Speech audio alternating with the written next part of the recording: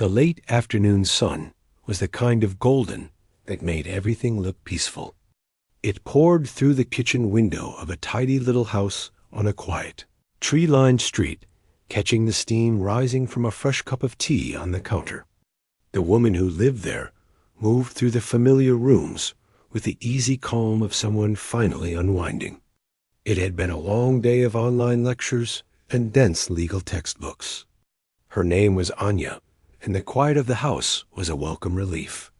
Upstairs, the bathroom was slowly filling with a warm, damp fog. She'd already started the shower, the sound a steady, rhythmic patter against the porcelain tub.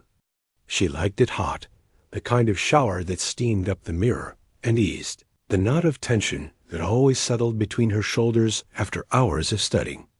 She left her phone charging on her knitstand, the screen dark and silent. For the next 20 minutes, she intended to be completely unreachable, lost in the simple comfort of hot water and quiet thought. Down the street, in the shadow of a plain, unmarked van, a different kind of tension was crackling in the air. Detective Miller checked his watch for the third time in a minute. His stomach was a hard knot. He'd been a cop for 15 years, and raids never got easier, but this one felt different. The tip had come in hot and fast from an informant they'd used before, a guy who'd been shaky in the past, but was now swearing up and down about what was inside the house. A significant stash of narcotics, possibly weapons. The address had come up clean on a quick backgrounder rental. Quiet tenant, which sometimes was exactly the kind of place. They used to hide things. Miller looked at the faces of the tactical team around him. They were geared up in black, faces serious behind their visors, fingers resting near triggers. They were good officers, he told himself. The warrant was in order. The captain had signed off. Everything was by the book. So why did he have this cold trickle of doubt down his spine? He pushed the feeling away. It was just the stress. They were here to do a job. Remember, he said, his voice low but firm. We go in fast. We go in controlled. Secure the occupant. Secure the premises. Let's do this clean. A sharp nod from the team leader. They moved from the van like a single dark creature, flowing across the neat lawn with a practiced, terrifying silence. The golden sun glinted off their armor. At the front door, there was no knock. The world shattered in an instant. The sound of the front door exploding inwards was a thunderclap in the peaceful evening. It was followed by a roar of voices, deep and shouting, overlapping in a terrifying chorus. Police! Search warrant. Get on the ground. Get on the ground now. Hands where I can see them. The house, so calm seconds before, was now a storm of crashing boots, barking commands, and the sweeping beams of flashlight beams cutting through the dim living room. Upstairs, under the roar of the shower, Anya heard the first crash as a distant wrong thing. She turned the water off, her heart giving a single hard thump. The silence under the spray was sudden, and into that silence poured the unmistakable sounds of her home being violently invaded. The shouts were muffled by the floor and the door, but their meaning was clear. Her breath caught in her throat. Her mind, trained by her father to assess threats, raced through possibilities. Burglars? No, they were shouting police. But police didn't sound like this. This was chaos. She grabbed her towel, her hands trembling only slightly, and wrapped it tightly around herself. Her instincts screamed at her to lock the bathroom door, but a stronger, colder logic took over. A locked door would be broken. It would make them more aggressive. She had to identify herself, to calm the situation. She had to make them see a person, not a threat. She took a breath, pushed the bathroom door open, and stepped into the hallway. The scene before her was like a snapshot from a nightmare. A man in full black tactical gear was at the top of the stairs, his weapon raised. Two more were pushing open the door to her bedroom. The one at the stairs swung his rifle towards her, the muzzle a black, terrifying hole. "Get down! Get down on the ground, now!" His voice was raw, edged with adrenaline. Anya froze, the wet tile cold under her feet. She held her hands out, palms open, the towel clinging to her. "My name is Anya Vance," she said, forcing her voice to be steady. It came out quieter than she wanted, but clear. "I live here." "What is this?" "I said get down. Face down on the floor. Now!" Another officer rushed up the stairs. He didn't point his weapon at her, but his posture was rigid, ready. "Do it. Do it now." The humiliation was a hot, sharp wave that followed the initial shock. Here she was, in her own home, dripping wet, exposed, with armed strangers screaming at her. But she saw their eyes, wide behind their visors. They were scared, too. A scared cop was a dangerous cop. She had to comply. Slowly, she lowered herself to the floor. The damp towel offered no protection from the cold hardwood. She turned her face to the side, her cheek pressed against the wood. Rough hands pulled her arms behind her back, and the cold, hard metal of handcuffs snapped around her wrists, biting into her skin. They patted her down quickly, professionally, over the towel. "Clear." The officer grunted. They pulled her to her feet. One of them, an older man with grim eyes and no helmet, this must be the one in charge, she thought looked at her. Detective Miller took her in. A young woman, shivering slightly, her face pale but set in a mask of controlled anger. Not the face of a guilty person caught red-handed. The knot in his stomach tightened. "Bring her downstairs," Miller said, his voice quieter now. "Sit her on the couch. Keep her cuffed." Anya was led down the stairs, past officers who were tearing her living room apart. They were pulling cushions from the sofa, opening drawers and dumping the contents on the floor, running their hands along the bookshelves. She saw a framed photo of her and her father, a simple picture of them hiking Get Knocked over face down on a side table. No one bothered to pick it up. They sat her on the couch. She pulled her knees up, trying to preserve what little dignity the towel offered. The initial terror was cooling into a hard, clear fury. She watched them, her eyes tracking every move. "I want to see the warrant," she said to Miller, who stood nearby, watching the search. "You'll get it," he said. Not unkindly, but his eyes were on his team. "Just sit tight. I have a right to see it now. And I want your name and badge number. All of you." Her tone wasn't hysterical. It was flat, legal, precise. It unnerved Miller more than if she had been crying. He pulled the folded paper from his vest and handed it to her. She had to twist her cuffed hands awkwardly to take it. Her eyes scanned the legalese, the address, the judge's signature. It was all in order. For her address. For narcotics. It made no sense. "This is a mistake," she said, handing it back. "A very serious mistake." "We'll see," Miller replied, but the doubt was creeping into his voice. The radio chatter from his team was turning up nothing. Kitchen clear. Living room clear. Bedroom 1 clear. Anya's phone, still on the knitstand upstairs, began to vibrate. Then it rang. The shrill, familiar tone cut through the noise of the search. It rang out, went to voicemail, and then immediately started ringing again. Someone was calling repeatedly. "Ignore it," Miller said to an officer who looked toward the stairs. The phone rang a third time. And then, a moment later, the old landline on the kitchen wall, a relic she kept for emergencies, began to ring with a loud, jarring bell. Everyone jumped. That number was unlisted. Only one person had it. Miller nodded to an officer, who picked up the kitchen handset.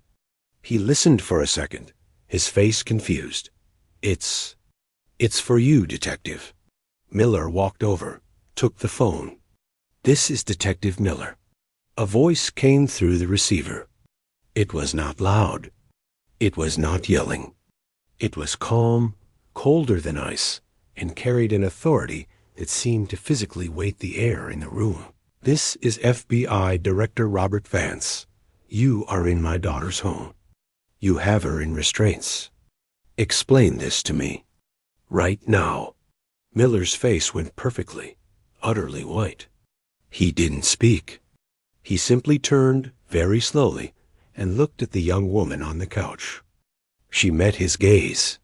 The controlled anger was still there, but now there was something else in her eyes, a grim understanding. She gave him a small, almost imperceptible nod dot in that silent moment. The entire world for Detective Miller and every officer in the house flipped upside down. The thunderous raid was over. A far more terrifying storm had just begun, and it was speaking to him in a deadly quiet voice on a kitchen telephone. For a long moment, the only sound in the kitchen was the quiet hiss of the phone line. Detective Miller held the receiver to his ear, but he wasn't really hearing anything else the voice was saying. The words FBI Director and my daughter were echoing in his skull, loud enough to drown out everything else. He felt a cold sweat break out under his heavy vest. He managed to mumble something into the phone. "Yes, sir." "Understood, sir." His hand was trembling as he placed the receiver back in its cradle. The plastic click seemed incredibly loud. He turned to face the room. The tactical team had stopped moving. They were all looking at him, reading the sheer panic on his face. The officer who had answered the phone looked like he might be sick. Miller's eyes found the young woman on the couch. Anya Vance. She was still sitting with her knees pulled up, the towel wrapped tightly around her. The handcuffs glinted behind her back. Her expression hadn't changed. It was that same calm, watchful mask, but now he could see the intelligence behind it, the calculation. She wasn't just some random law student caught in a mix-up. She was waiting to see what they would do next. "Get those off her," Miller said, his voice rough. He cleared his throat. "Now, get the cuffs off." An officer fumbled with his keys, rushing over. He was apologetic, mumbling, "Sorry, Mom," as he carefully unlocked the metal bands. The sound of the cuffs clicking open was a sharp admission of failure. Anya brought her hands around to her front, rubbing her wrists where the metal had bitten in. She didn't thank him. She just watched. Miller walked over, feeling every step. He felt 100 years old. "Miss Vance," he began, the title feeling strange and formal. There seems to have been a terrible error." "Yes," she said. Her voice was quiet but clear. "There has. Your father is on his way." She simply nodded. She didn't seem surprised. She looked around at her upended living room, at the drawers hanging open, cushions scattered like wounded animals. "I would like to get dressed," she said. There was no request in her tone. It was a statement, of course. "Of course. Can you? Can someone accompany her?" Miller asked, flustered. Procedure ward with pure, undiluted terror. A female officer stepped forward. "I can, Detective." Anya stood up, holding the towel securely. She led the way upstairs, back to the ravaged bedroom. Clothes from her dresser were strewn across the floor. The female officer waited by the door, her face a picture of embarrassment. "I'm really sorry about this," the officer whispered. Anya didn't reply. She picked out a pair of sweatpants and a simple hoodie from the mess on the floor. She dressed quickly, the soft fabric feeling like armor after the vulnerability of the towel. As she pulled the hoodie over her head, her eyes fell on the framed photo on the floor. She picked it up. It was her and her father, both squinting in the sunlight on a mountain trail. She wiped a speck of dust from the glass and placed it back on the knitstand, carefully centering it. The action was slow, deliberate. It was about taking back a tiny piece of control. Downstairs, a different kind of chaos was unfolding. The aggressive energy of the raid had vanished, replaced by a jittery, fearful quiet. The officers weren't searching anymore. They were trying awkwardly to put things back. One was attempting to stuff spilled papers back into a drawer. Another was patting a couch cushion, trying to make it look normal. It was a hopeless task. The violation was in the air, thick as the dust motes dancing in the evening light, still coming through the window. Miller was on his personal phone in a corner, voice low, talking to his captain. He could hear the man's anger through the line, a sharp, sputtering rage. "You did what? To whose house?" "Miller, tell me you're joking." "I wish I was, Cap. Do not touch another thing. Do not speak to her unless she speaks to you. I am calling the chief. The mayor." Oh, God. The line went dead. Miller leaned against the wall, pressing his forehead to the cool plaster. He thought about the informant, the rushed warrant, his own ignored gut feeling. This wasn't just a career ender. This was a life ender.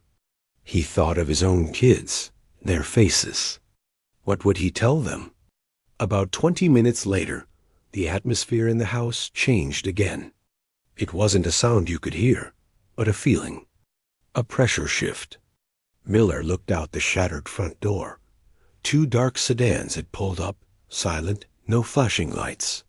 4 people got out.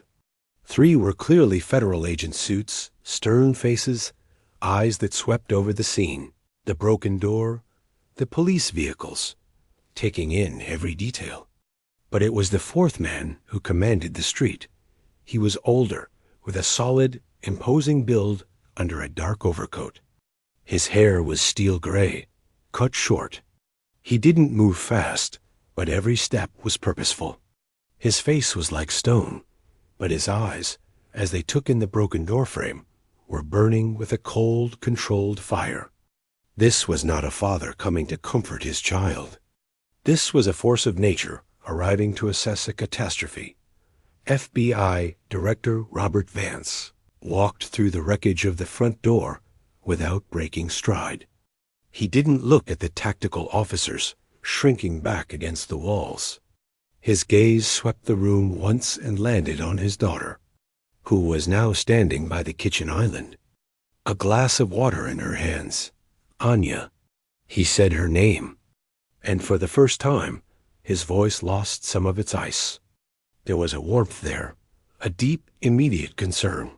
"I'm okay, Dad," she said, though her voice wavered just for a second. Just a little surprised. He walked to her, placing a large hand on her shoulder, giving it a firm squeeze. It was a brief, solid gesture. A check-in. Then he turned, and the warmth vanished, replaced by the director. His eyes found Detective Miller, who had pushed himself off the wall and was standing at a sort of miserable attention. "You're the commanding officer." It wasn't a question. Miller nodded. "Yes, sir." "Detective Miller, sir." Vance didn't offer his hand. "The warrant." Miller scrambled for the folded document, handing it over. Vance read it, his eyes moving quickly down the page. He didn't look up when he spoke. "Your informant." "A name?" It's a confidential informant, sir. Codename Sparrow. We've used him before." "Reliability?" "Was considered moderate." "Moderate," Vance repeated, the word dripping with contempt. He finally looked up from the warrant. "And this moderate source gave you enough for a no-knock warrant on a single-family home with no prior history? For a quantity of narcotics that, I assume, you have not found." Miller's mouth was dry. "No, sir. We found nothing. The search was negative." One of the suits who came with Vance, a woman with a sharp gaze, was already taking notes on a small tablet. Another was quietly speaking into his wrist, calling off any local backup that might be on its way, asserting federal jurisdiction. Vance handed the warrant back to his aide. "Detective, you will provide everything.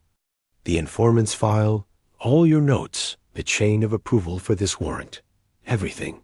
To my people. Tonight. He then looked at his daughter. Anya, your case. The one you mentioned last week. Anya took a breath. The profile on City Councilman Riggs. I've been compiling background for a legal ethics paper. His ties to that development firm that's been under scrutiny. A flicker of understanding passed between father and daughter. Miller watched it, lost. What case? What councilman? The female FBI agent looked up from her tablet. Sir, a quick check shows the informant, real name pending, has a cousin who works as a junior accountant for that same development firm. It's a thin connection, but it's there. The room went still. The pieces weren't just not fitting. They were forming a completely different, uglier picture. Director Vance's stone face finally showed a true emotion. A profound, weary anger. He looked at Miller, but he seemed to be seeing right through him, at the larger, rotten machinery behind this night.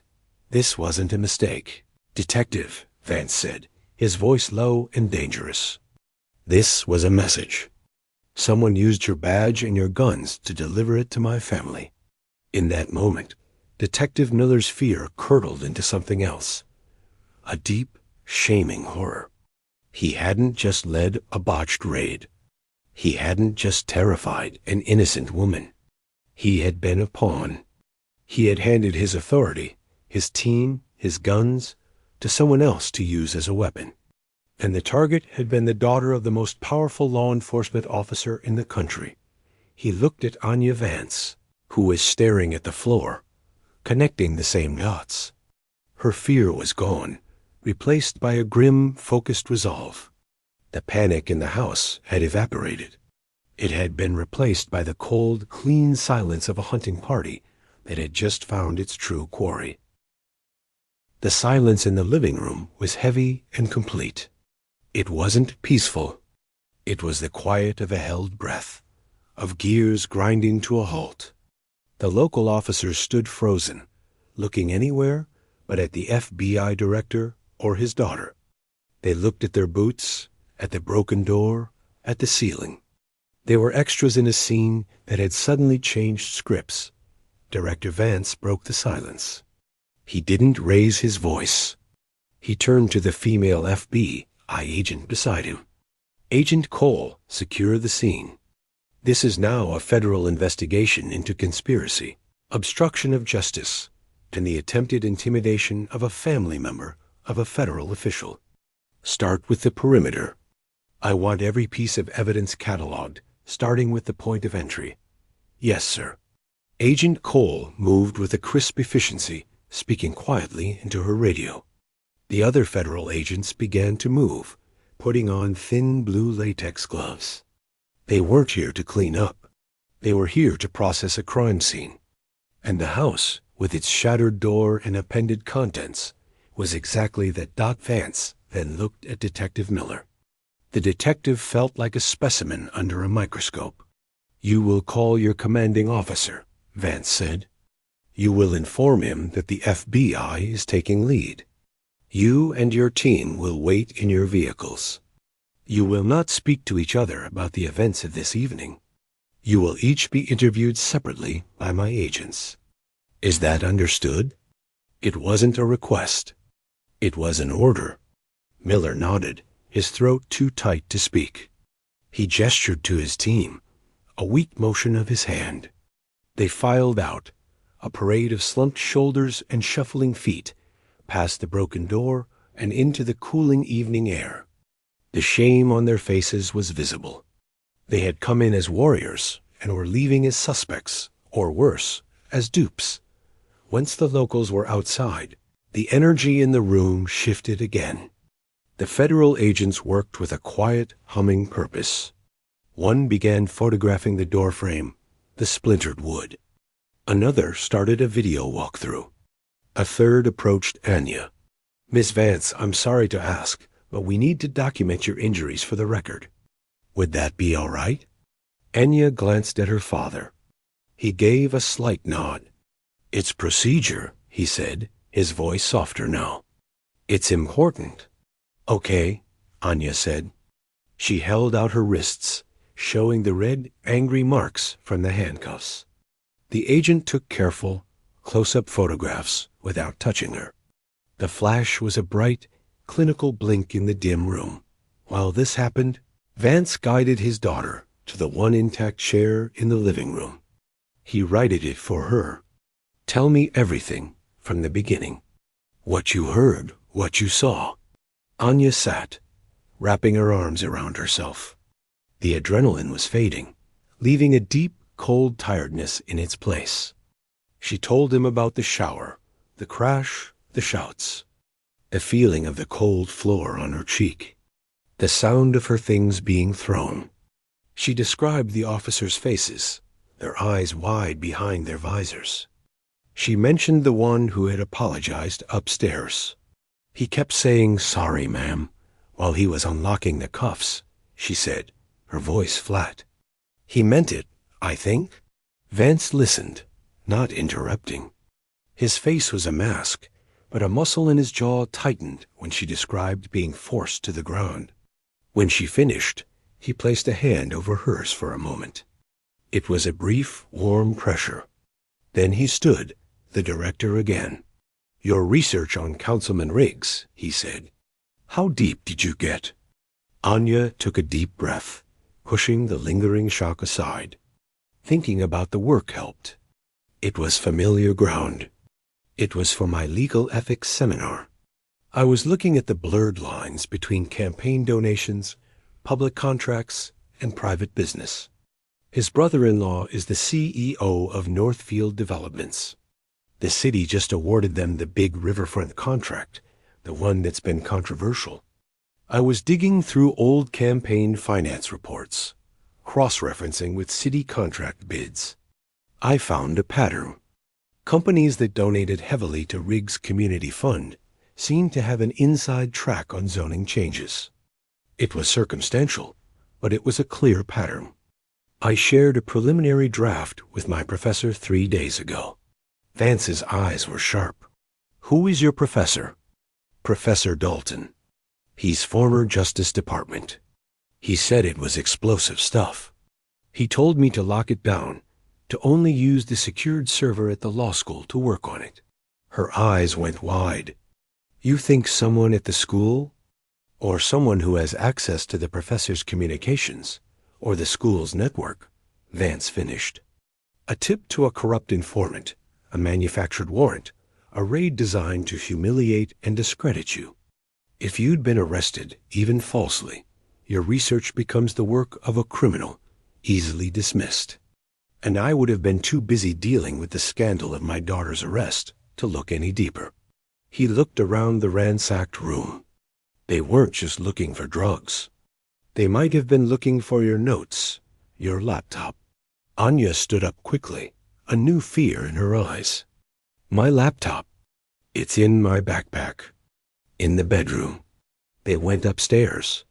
The bedroom was still a mess, but the federal agent there was already bagging items. Anya's backpack was on the floor, its contents spilled out. Her laptop, a plain silver device, was beside it. "Has this been examined?" Vance asked the agent. "Not yet, sir. It was logged as item 14. Bag it. We'll have cyber take a look for any remote access attempts or malware. Assume it's compromised."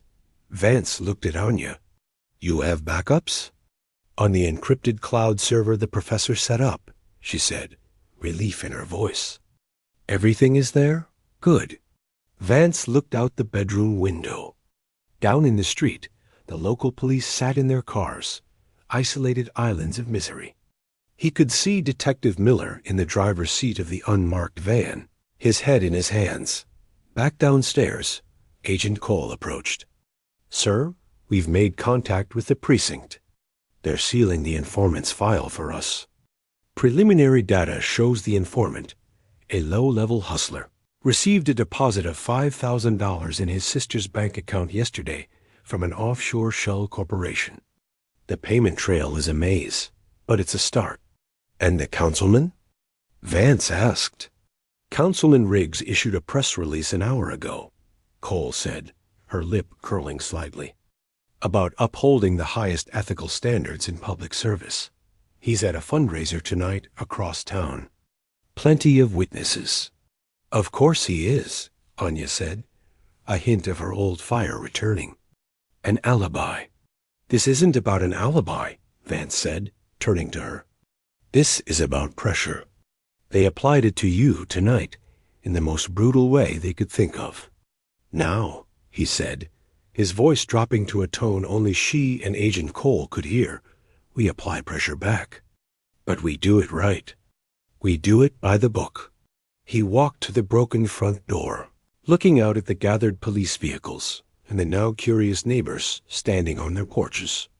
The story was already leaking out. He could feel it. Anya, he said without turning around. They wanted a scandal. They wanted a crying daughter and a furious father making reckless accusations on the nightly news. She came to stand beside him, following his gaze. So we don't give them that. He finally looked at her, a ghost of a proud smile touching his eyes. No, we give them something else. We give them the truth, assembled piece by piece. And we start by showing them that their little stunt failed. He put a hand on her shoulder. You're going to go with Agent Cole to the field office. You'll give a full statement. Then you're going to stay at the safe house tonight. What are you going to do? She asked. Vance looked out at the detectives sitting in the van. I'm going to talk to the man who broke down my daughter's door. Not as the director, but as one officer to another. He's the loose thread, and I'm going to see if he wants to help us pull on it. He stepped out into the evening, not as a vengeful father, but as a calm, imposing figure walking toward the van where a broken detective waited. The real work, the quiet, meticulous unraveling of the conspiracy, was just beginning. The raid was over. The hunt was on. The street lamp cast a pale, orange glow over the unmarked police van. Inside, Detective Miller sat in the driver's seat, the engine off. He wasn't crying, but his eyes were raw and unblinking, staring at the dark windshield. He could see the reflection of the broken door of the house, a black mouth in the warm light from inside. His own face looked back at him, pale and hollow. He kept replaying the moment the cuffs snapped shut, the look on her face, the voice on the phone. Each replay was a fresh punch to the gut. A soft tap on the passenger window made him jump. He turned, and his heart sank even further. It was him. The director, Vance, didn't try the door. He just stood there, waiting. Miller fumbled for the unlock button. The click was loud in the quiet cab. Vance opened the door and got in, filling the space with a presence that made the van feel even smaller. He didn't look at Miller at first. He just looked straight ahead, at the same broken door. For a full minute, neither man spoke. The only sounds were the distant murmur of the federal agents and the hum of the neighborhood. How long have you been on the job, Detective? Vance finally asked. His voice wasn't accusatory. It was tired. It was the voice of a man who had seen too many things go wrong. 15 years, Miller said, his own voice raspy. You have kids? 2, a boy and a girl. Vance nodded slowly. You think about them. On the job. You think, what if that was my daughter in there? What if that was my son? Miller's throat tightened. He couldn't answer. He just nodded. My daughter is my only child, Vance said, still not looking at him. Her mother passed away when she was young.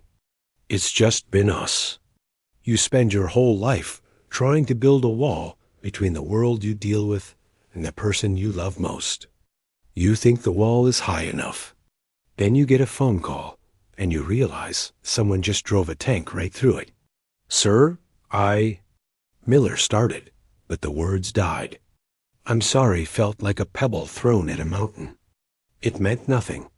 I'm not here for your apology, Detective, Vance said, turning to look at him now. His eyes were like flint in the dim light. My daughter will decide if she wants one, and when. I'm here for information. You are in a unique and terrible position. You are the weapon they used. I want to know who handed you the gun. The metaphor was perfect. Miller felt it like a physical weight. A weapon. A tool. He had been so proud of his badge, and tonight it had just been a tool for someone else.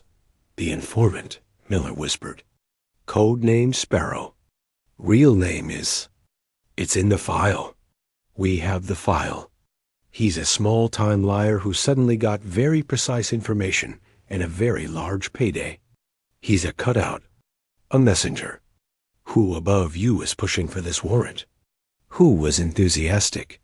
Miller's mind raced. He thought of the briefing. His captain had been under pressure from the deputy chief for operations. He was at the pre-raid meeting. He said the tip was golden. He said we needed to move fast before the stash moved. He's the one who suggested the no-knock. Said the subject might be armed and paranoid. Vance absorbed this. And your captain? Did he have concerns? Miller thought back. His captain, a cautious man, had asked about corroboration. The deputy chief had brushed him off, talking about the need for decisive action. The captain had relented. He always did with the deputy chief, the captain. He deferred. So the push came from the deputy chief, Vance stated. He filed that away. And the tip specifically mentioned a large quantity of narcotics. Did it mention a person? A description of the resident? Miller frowned, thinking. No description. Just the address. We ran the address. It came back to a rental. No priors, we assumed. We assumed it was a stash house. Maybe a low-level courier. You assumed, Vance repeated, not unkindly, but making the point. You assumed because the paperwork was in order and a superior officer told you it was good. You followed procedure, right up to the edge of a cliff. There was no denying it. Miller put his head in his hands. I should have pushed back. I felt it was wrong. In here, he tapped his chest. But I trusted the chain. The chain is only as strong as its most corrupt link, Vance said. He let the silence hang again, then shifted slightly. You have a choice now, detective. You can go back to your precinct. You will be suspended. There will be an internal investigation, probably a criminal one. Your career is over. You will be the face of this scandal. The cop who raided the FBI director's daughter. That's all anyone will ever remember. Miller felt a crushing despair. It was the future he had already seen in the last hour. Or, Vance continued, his voice dropping even lower, you can help me burn the whole rotten tree down. Not just the low-hanging fruit. The root. You can work with us. You know the players. You know the internal politics, the favors, the whispers in the hall. You can help us trace the deputy chief's motivations. You can help us find the connection to the councilman. You do that, and your cooperation will be noted. It won't erase what happened tonight. Nothing can. But it will mean you were part of the solution, not just the problem. Miller looked at him, stunned. He wasn't being threatened. He was being offered a rope, a way out of the pit he'd fallen into. It was a painful, grueling way out, but it was a way. They used me, Miller said, the anger finally breaking through his shame. They used my team. They put us in a position to hurt an innocent person. They made us the villains. Yes, Vance said simply. And they're counting on you to take the fall quietly. To be too ashamed or too scared to look up the chain. Are you going to give them what they want? The question hung in the air. Miller saw his children's faces again. What would he tell them? That he was the cop who followed bad orders and then hid? Or that he was the cop who helped fix a broken thing, even though it hurt? He took a deep, shuddering breath. What do you need me to do? Asterisk, asterisk, asterisk, inside the house. Anya was finishing her statement with Agent Cole.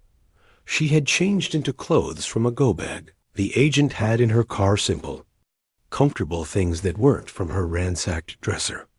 It felt good. A clean start. As she sipped a bottle of water, her Professor Dalton called. His voice was tight with anger and concern. Anya, I just heard. Are you safe? I'm safe. I'm with the FBI. Listen to me, he said, his tone urgent. After you shared that draft, I did some digging of my own on our secure server. I found something. There were 2 unauthorized access pings on the file containing your research. They came from an IP address I traced back to a private security firm. Sentinel Risk Management. They do work for, well, for a lot of powerful clients, including Northfield Developments. Anya's mind clicked the new piece into place. So someone hired them to find out who was digging. They found me. Then they decided to stop me. It looks that way, Dalton said, his voice grim. I've already preserved all the server logs. I can send everything to your father's people. Please do. And Professor? Thank you. She hung up and found Agent Cole. She relayed the information. Cole's eyes lit up. Sentinel. That's a lead we can pull on. Hard. Private security firms keep invoices, records of clients, communications. If we can get a warrant linking them to the informant payment or to the deputy chief. It was a direct line. A thread leading from the corrupt councilman through a dirty private security company to a bent police official to a paid-off informant, and finally to a squad of unsuspecting cops with a battering ram. Anya felt a surge of energy that pushed back the last of her shock. This wasn't just about her anymore. This was about a whole ecosystem of corruption that thought it could operate with impunity. They had tried to crush a gnat with a sledgehammer, and instead, they had cracked the ground wide open.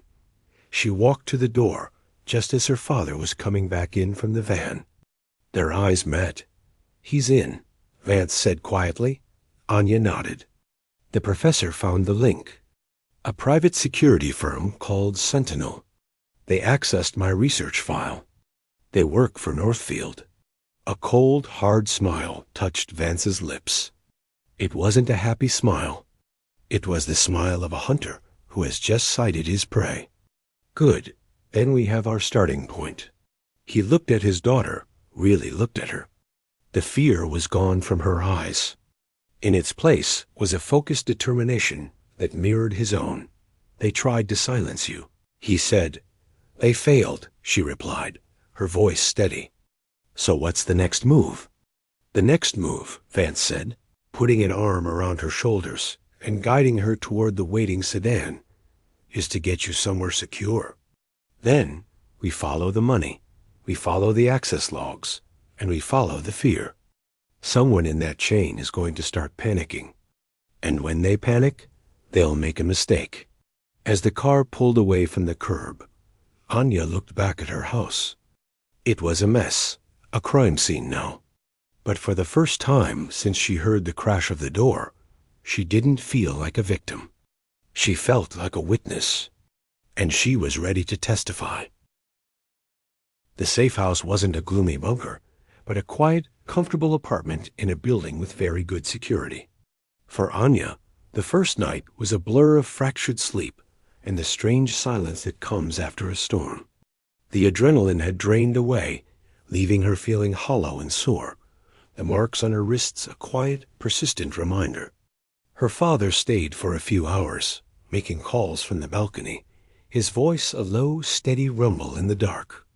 Before he left, he placed a hand on her head, a gesture he hadn't done since she was a child. We fix this, was all he said, and the fixing began not with a bang, but with the meticulous, boring work of following a trail. The FBI moved fast. With the information from Professor Dalton, they got a warrant for Sentinel Risk Management. Agents arrived at their sleek offices at dawn. The company's lawyers blustered, but the warrant was airtight. The digital forensics team found the unauthorized access logs to the law school server within an hour. They also found an internal memo, carelessly not encrypted, discussing neutralizing the academic inquiry into Councilman Riggs and recommending leveraging local assets for a disruptive incident. It didn't say stage a drug raid, but it didn't have to. Leveraging was the key. The money trail from the offshore account of the informant's sister was one thing. Connecting it to Sentinel was harder. But then they found the second set of books. A manager at Sentinel, sweating under the bright lights of an interview room, gave up the accountant who handled the special projects. That accountant, faced with the prospect of federal prison, gave them everything. Invoices billed to Northfield Developments for consulting services, with dates and amounts that matched the payments to the informant and, curiously, several large deposits into the personal bank account of the deputy chief of police. It was the link, the golden thread. Detective Miller, true to his word, became a crucial source from the inside. He wasn't a spy. He was a guide.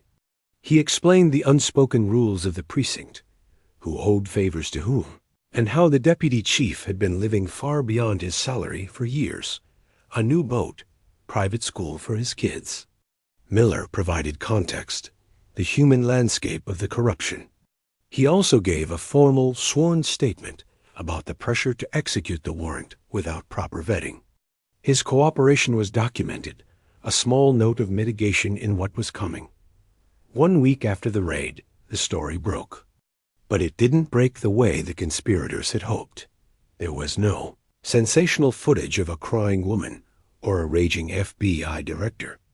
Instead, the director of the FBI and the state's attorney general stood side by side at a press conference. They were calm, precise, and devastating. They outlined a conspiracy to obstruct justice, bribery, and corruption that reached from a city councilman's office through a private security firm and into the police department. They announced a slew of federal indictments. Councilman Riggs was arrested leaving his gym. He looked bewildered, a man who believed his alibi and his position made him untouchable. The CEO of Northfield Developments was picked up at the airport, about to board a flight to a country with no extradition. The deputy chief of police was found in his office, trying to shred documents. He offered no resistance, just a look of defeated exhaustion. The informant, Sparrow, got a deal for his testimony. He was small fry, but he helped seal the cases against the bigger fish. The local police chief, red-faced and furious at the betrayal within his own ranks, held his own press conference, offering a full-throated apology to Anya Vance and promising deep systemic reform. The mayor announced an independent review board. The narrative in the media was clear. This was not a story about a botched raid. It was a story about a courageous law student whose solid research had triggered a desperate, illegal response from a corrupt network. It was about the system, when working properly, rooting out its own rot. For Anya, the public side of it was surreal. She didn't give interviews. Her father advised against it, and she agreed. She needed to heal, not become a talking head. But she did one thing. With the help of a victim's advocate, she requested a meeting. Not with the chief or the mayor, with Detective Miller. They met in a neutral conference room at the federal building. Miller looked older. The confidence he'd carried the night of the raid was gone, replaced by a deep weariness. He stood when she entered. "Please sit," Anya said. She sat across from him. For a moment, they just looked at each other, two people bound together by a terrible, shared moment. "Miss Vance," he began, his voice thick, "I don't expect your forgiveness. What we did, what I led, was an unforgivable violation. I see your face every night. I hear the sound of the cuffs. Anya listened. She saw the genuine agony in his eyes. It wasn't performative. It was the pain of a man who had built his identity on being one of the good guys and had discovered he'd been used to do something very bad. "I don't forgive the act," Anya said carefully. Her words were not soft, but they were not cruel either. "I might not ever. But I believe you when you say you didn't know. It was a setup. My father says you're helping, that you're trying to make it right." Miller nodded, unable to speak. "That matters," she said. "What you do next matters more than one terrible mistake. You have a chance to be part of making sure this doesn't happen to some other woman, in some other house. That's what I care about now." It wasn't absolution. It was acknowledgement of his humanity, and a challenge. Miller accepted it with a slow nod, tears welling in his eyes, which he quickly wiped away. "Thank you," he whispered later that afternoon. Anya sat with her father in his office. The city sprawled outside the window. The immediate crisis was over, but the work wasn't. What happens to Miller? She asked, suspended. He'll likely lose his badge. But with his cooperation, he probably avoids jail time. "He's getting a job offer, too," her father said, sipping his coffee. "From a federal task force that audits police integrity. He knows how the cracks form from the inside. He can help find them." Anya smiled slightly. It was a good solution. Not a reward, but a redirection. "And what about you?" her father asked, watching her closely. "This started with your work." "Your ethics paper?" Anya looked out the window. The fear was gone. The anger had settled into a firm, clear resolve. "The paper is done, but it's just a paper now.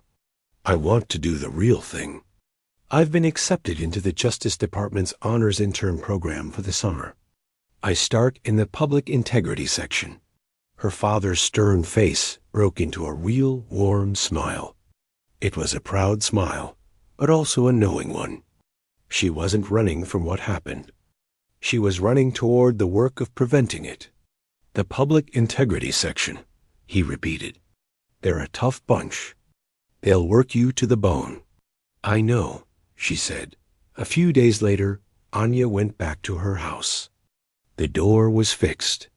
The federal evidence tags were gone. Inside, everything was put back, more or less where it belonged.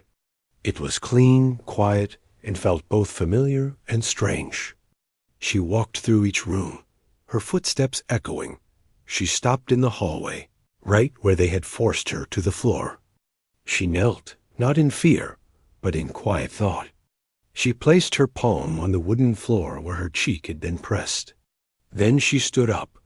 She went to the kitchen and made a cup of tea, just like she had been doing before the world exploded. The sun came through the window, the same golden afternoon light. This time, it felt warm on her skin, not like a spotlight on a crime scene. She was home.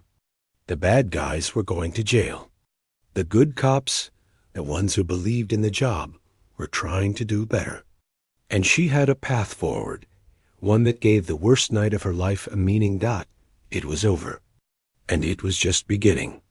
She took her tea and her laptop, sat at her kitchen table, and started to read about her first case in the Public Integrity section. The work waited for no one, and she was finally ready to begin.